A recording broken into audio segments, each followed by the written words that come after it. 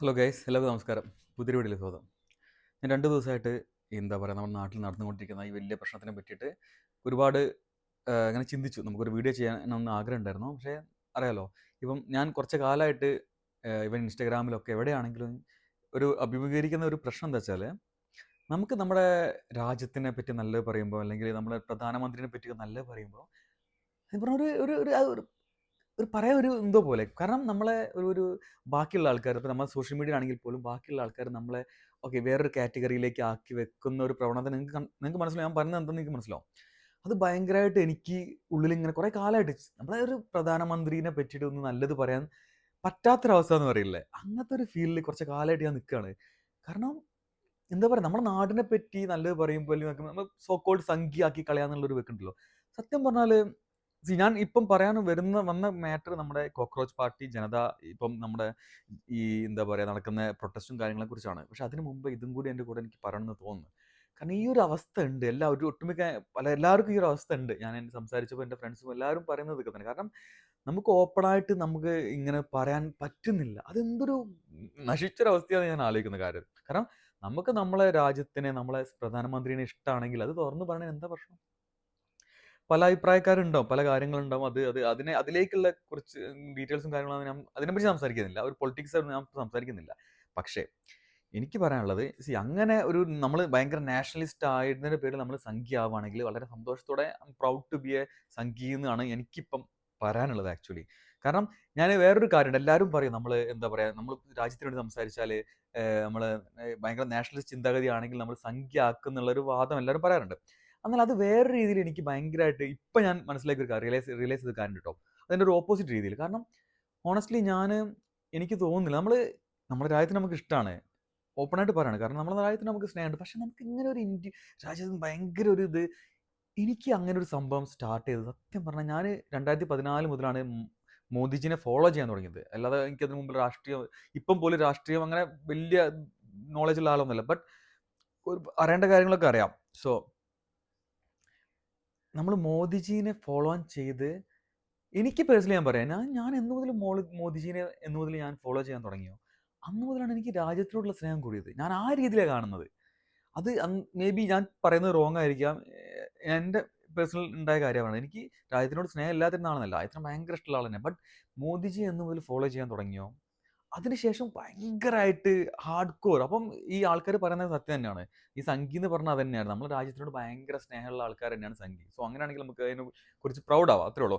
So ഇതൊക്കെ ഇപ്പം ഞാൻ നേരത്തെ പറഞ്ഞ പോലെ ഇത് ശരിക്കും പറയാനുള്ള മാറ്റർ ഇപ്പം നടക്കുന്ന പ്രൊട്ടസ്റ്റ് ആണ്.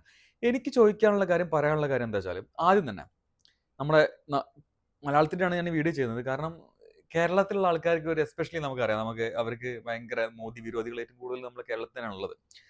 അതിൽ പല റീസൺസ് ഉണ്ട്, അതിലേക്കൊക്കെ പിന്നത്തെ ഒരു വീഡിയോയിൽ പോവാം. ബട്ട് ഇപ്പം ഞാൻ പറയാം, നമ്മളൊരു പ്രവണത ഇപ്പോൾ ഉള്ളത്. കാരണം നമ്മൾ എന്ത് മാറ്റർ ഇപ്പം ഉണ്ടായാലും നമ്മൾ അതിനെക്കുറിച്ച് പഠിക്കാതെയും നമുക്ക് അതിനെക്കുറിച്ച് അറിയാതെയും നമ്മുടെ നമുക്ക് എതിർക്കേണ്ട, നമ്മൾ എതിർവശത്തുള്ള ഒരാളാണ് അപ്പുറത്ത് നിൽക്കുന്നതെങ്കിൽ നമ്മൾ ഭയങ്കരമായിട്ട് അങ്ങോട്ട് ഷെയർ ചെയ്യും നമ്മളെ വികാരങ്ങൾ അങ്ങോട്ട് കൊണ്ട്. എന്താ പറയുക, എങ്ങനെയാണെങ്കിൽ ഇപ്പോൾ സോഷ്യൽ മീഡിയ ആണല്ലോ മെയിൻ ഇത്. സോഷ്യൽ മീഡിയയിൽ കണ്ട വെറും അറിവുകൾ വെച്ചിട്ട് മാത്രമായിരിക്കും നമ്മൾ പല കാര്യങ്ങൾ സംസാരിക്കുക. എപ്പോഴും എനിക്ക് തോന്നുന്നു ഇപ്പം പോലും എന്താണ് ഈ പ്രൊട്ടസ്റ്റ് നടക്കുന്നതിനെ കുറിച്ചുള്ള, എന്താണ് ഇതിന്റെ കാര്യങ്ങളൊന്നും 99% ആൾക്കാർക്ക് ഒന്നും അറിയില്ല. എനിക്ക് ഭയങ്കരമായിട്ട് അത്ഭുതപ്പെട്ടു പോയത് നമ്മളെ സെലിബ്രിറ്റീസിനാണ്. നമ്മുടെ മലയാളം ഇൻഡസ്ട്രിയിലെ ആക്ടേഴ്സൊക്കെ എന്താണ് അവരുടെ ഫീൽഡിൽ, ഞാൻ ചിന്തിച്ചു നോക്കി. എൻ്റെ ഫീൽഡിൽ എല്ലാം വരുന്നുണ്ട്. എൻ്റെ ഫീൽഡിൽ പോലീസുകാരെ തല്ലുന്ന കുട്ടികളും വരുന്നുണ്ട്, കുട്ടികൾ തല്ലുന്ന പോലീസ് ഒക്കെ വരുന്നുണ്ട്. പക്ഷെ അവരുടെ ഫീൽഡിൽ അവർ കാണുന്നതും കേൾക്കുന്നതൊക്കെ ഇത് മാത്രമാണോ എന്ന് ഞാൻ ആലോചിക്കുക. എന്താ പറയുക, ഇൻസ്റ്റാഗ്രാം അൽഗോരിതം എന്നൊക്കെ പറ്റിയെന്ന്. കാരണം അവരെ പോസ്റ്റ് കാണുമ്പോൾ ശരിക്കും ഞെട്ടിപ്പോയി. ഞാൻ പേരൊന്നും എടുത്ത് പറയുന്നില്ല. ബട്ട് അവർ പറയുന്നത് വെച്ച് നോക്കുമ്പോൾ വളരെ പാവം, വളരെ പീസ്ഫുൾ ആയിട്ട് അങ്ങനെ ധ്യാനം ചെയ്തിട്ട് അവിടെ തപസ്സിരിക്കണ പോലെ ഇരുന്ന് പ്രൊട്ടസ്റ്റ് ചെയ്ത ആൾക്കാരാണ് പോലീസ് അങ്ങോട്ട് കയറി അടിച്ചു എന്ന് തോന്നുന്നു. നമ്മള് പറയില്ല, നമ്മള് കൊളോക്കിയൽ ലാംഗ്വേജിൽ പറയില്ല, നമുക്ക് അരിഹാരം കഴിക്കുന്ന ആൾക്കാർക്ക് മനസ്സിലാവുന്ന കാര്യമല്ലോ ഇപ്പം എന്താ നടക്കുന്നതെന്ന്. ഇനി നിങ്ങൾ അറിയാത്ത ഇത് ഞാനിപ്പം പറയുന്ന കാര്യം എനിക്ക് ഉറപ്പാണ് ഒരു 99% ആൾക്കാർക്ക് ഒരു അറിവുണ്ടാവില്ല. അതിനുവേണ്ടി പറയണം. എന്താണ് ശരിക്കും ഉണ്ടായത്? ഇപ്പം ഈ വർഷം മെയ് 3 തീയതി നീറ്റ് എക്സാം നടന്നു. ഓക്കെ, ഓൾറെഡി നമുക്കറിയാം 2024 ഒരു എന്താ പറയുക പേപ്പർ ലീക്ക് ചെയ്തെന്നുള്ള കാര്യങ്ങളും പ്രശ്നങ്ങളും ഉണ്ടായിട്ടുണ്ട് ഓൾറെഡി. അപ്പം ഈ വർഷവും മെയ് 3 2026 നീറ്റ് എക്സാം നടക്കുന്നു. അതിന് 4 ദിവസത്തിന് ശേഷം NTA, അതായത് നമ്മളെ ഈ പറയുന്ന എല്ലാവരും ധർമ്മേന്ദ്ര പ്രതാപ് എന്ന് പറഞ്ഞാൽ രാജിവെക്കാൻ പറയുന്ന അദ്ദേഹത്തിന്റെ കീഴിലാണ് NCERT, CBSE, നമ്മളെ എയിംസ്, നീറ്റ്, അങ്ങനെ എല്ലാതും ഈ സെക്ഷനൊക്കെ അദ്ദേഹത്തിന് കീഴിലാണ്.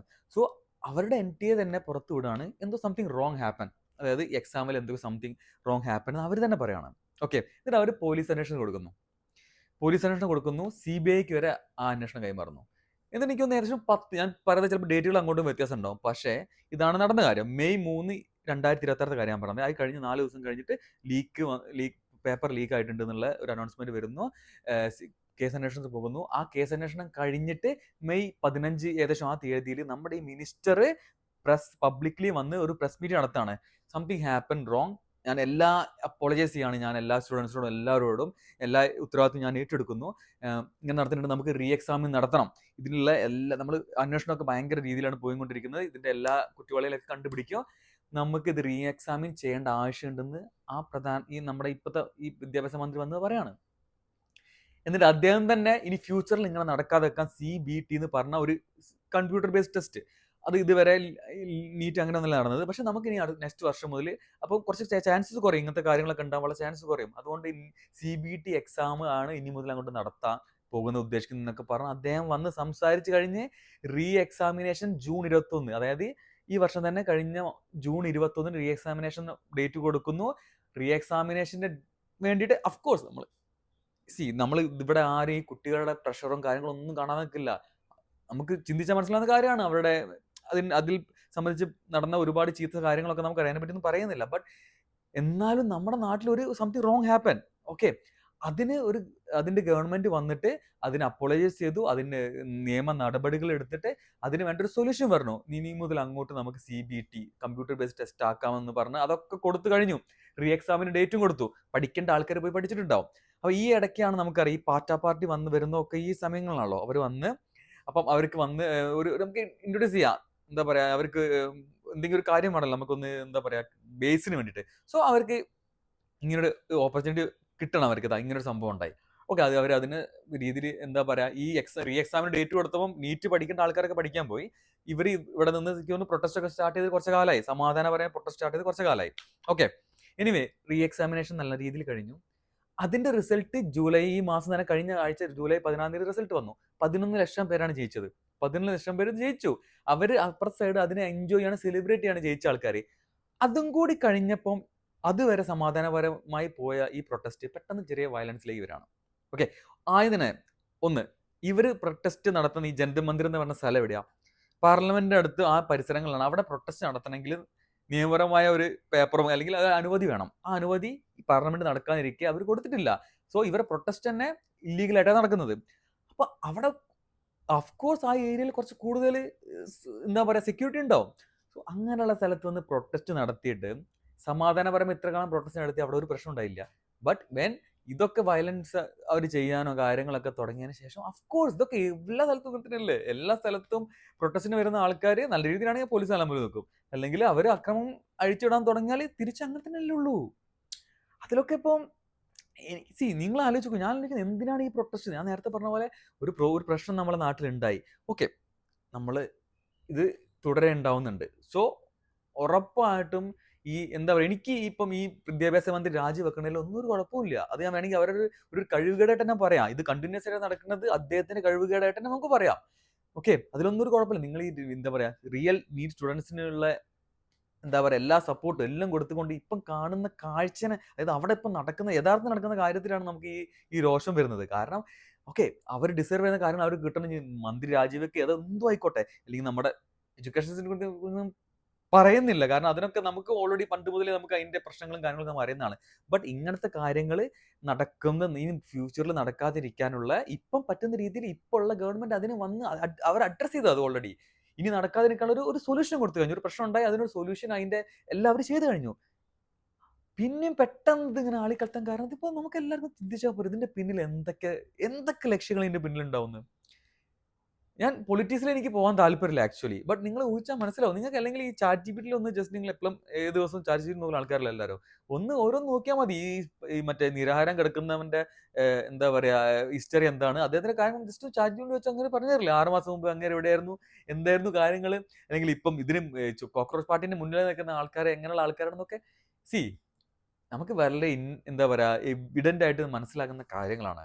ബട്ട് അതിൻ്റെ ഒരു സൈഡ് മാത്രം മറച്ചുകൊണ്ട് പലരും വന്ന് കിട്ടിയ ചാൻസിന്, കാരണം വേറെ ഒരു വഴിയുമില്ല. നമുക്കറിയാം.